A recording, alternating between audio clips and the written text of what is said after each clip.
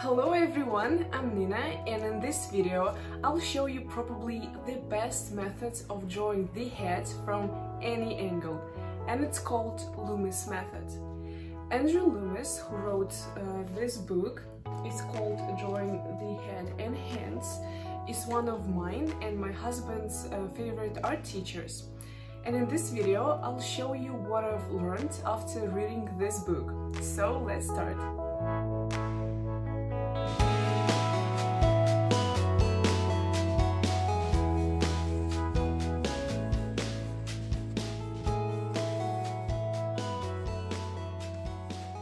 Andrew Loomis wrote this book in the last century, but it's still a must-have for artists drawing portraits.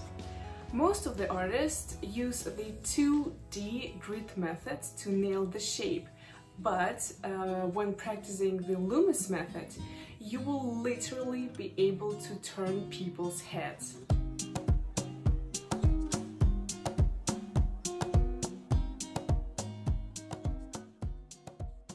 We need to start with the basic shape that can look as close as possible like a skull.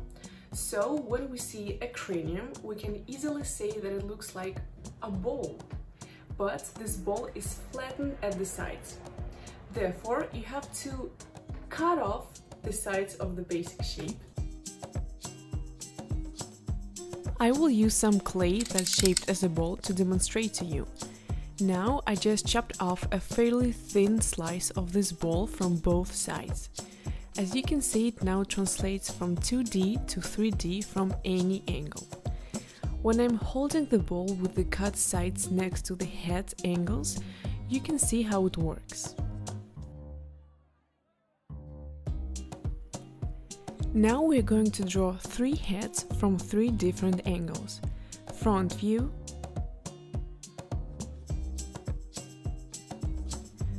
3/4 and side view. Let's start from the 3/4 view just because it's a lot easier to understand and explain with this example. As I said, the cranium is more like a ball than anything else. So no matter what angle you are going to draw, you always start with drawing a circle. The next step is to chop off thin slices from both sides. One of the advice Mr. Loomis gives us in this book is be able to draw the unseen parts, and I must say that keeping this advice in mind helps a lot when drawing.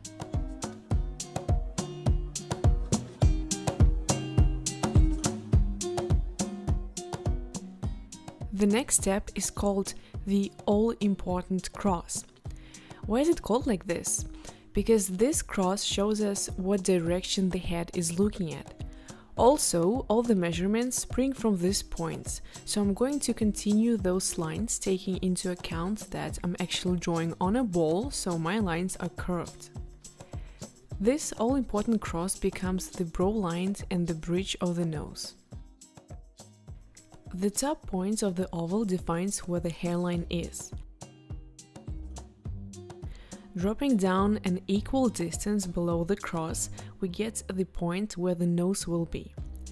Dropping the same distance down, we get the bottom of the chin. Thanks to the all-important cross, we know where the center of the face is, so it's time to define it too, like this. And I'll finish with the ear and the neck. The vertical line will help us to draw the jawline. The width of this oval depends on the direction the head is looking at.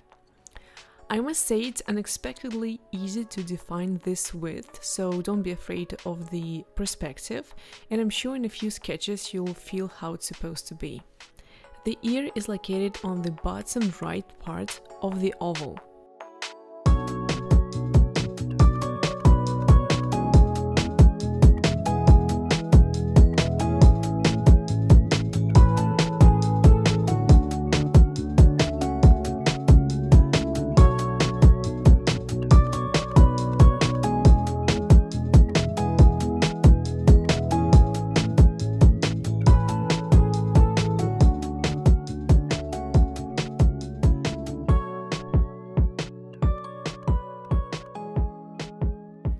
And that's it. I've just drawn the head. I know where the nose is, I know where the eyebrows are, therefore I know where the eyes are, and now I'm going to give my head some simple features. I have a lot of tutorials about different parts of the face, so I'm not going to comment anything here. If you want to refresh something or learn something new, you know where to go and what to search for.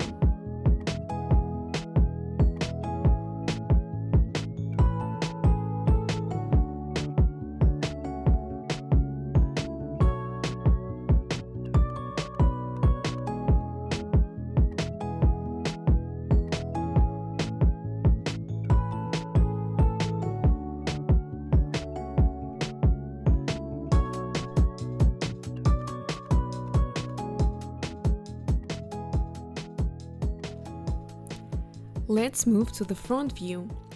I'm starting to draw a circle, chopping off two fairly thin slices because you still can see them from the front. Drawing the all-important cross and establishing the direction the head is looking at. Then I'm defining the hairline, dropping down an equal distance and defining the nose location, dropping the same distance again and finding out where the chin is. I'm also going to give it some simple features like in the previous sketch, and let's move to the side view.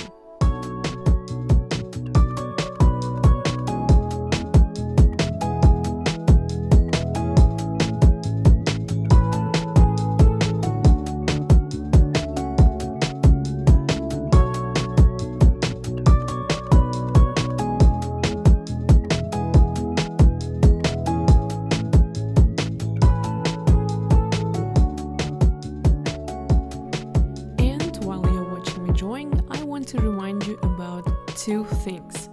Number one, I have an Insta profile and I'm really hoping to see you there, at least check it out. And number two, I have the coolest, really the coolest Facebook group where people give each other feedback. It's a private group and you're very welcome to join if you are 13 years old at least, if you speak English and if you behave yourself.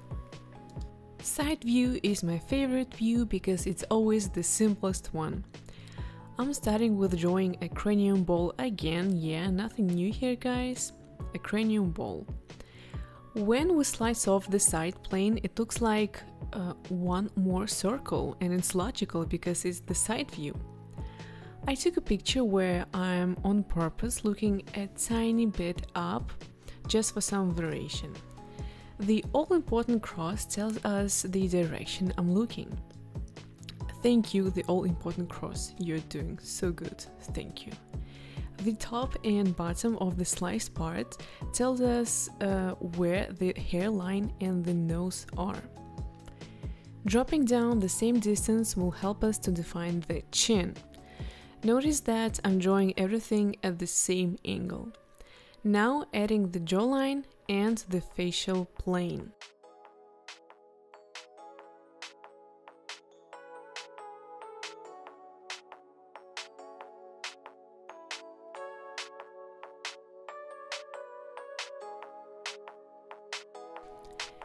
And as usual, I'm finishing the sketch with giving myself some facial features.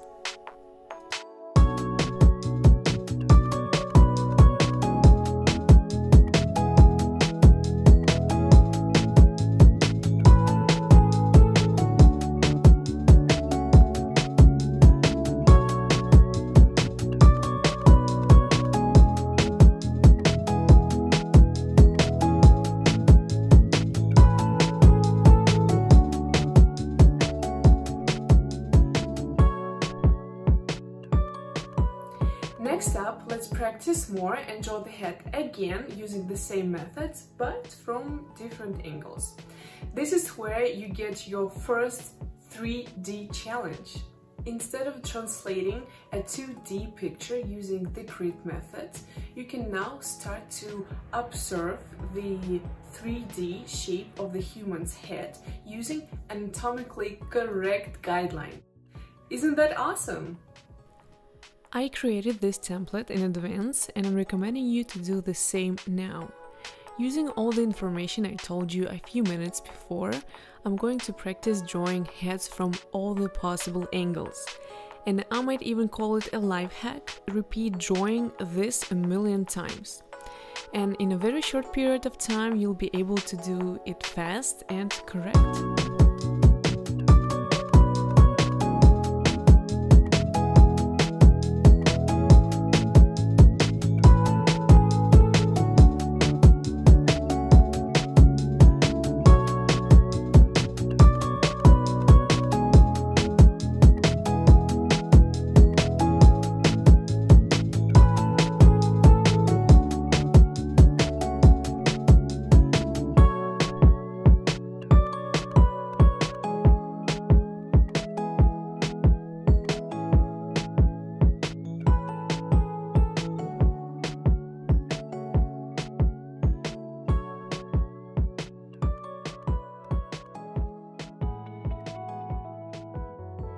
This is the end of my tutorial on the Loomis head method. Of course, I didn't replace the book, but I did tell you all the basics. And if you're interested in continuing learning these methods, you know what to do. Please leave a like and comment this video if you enjoyed watching it. It really helps my channel. And thank you for watching. See you soon, guys. Bye!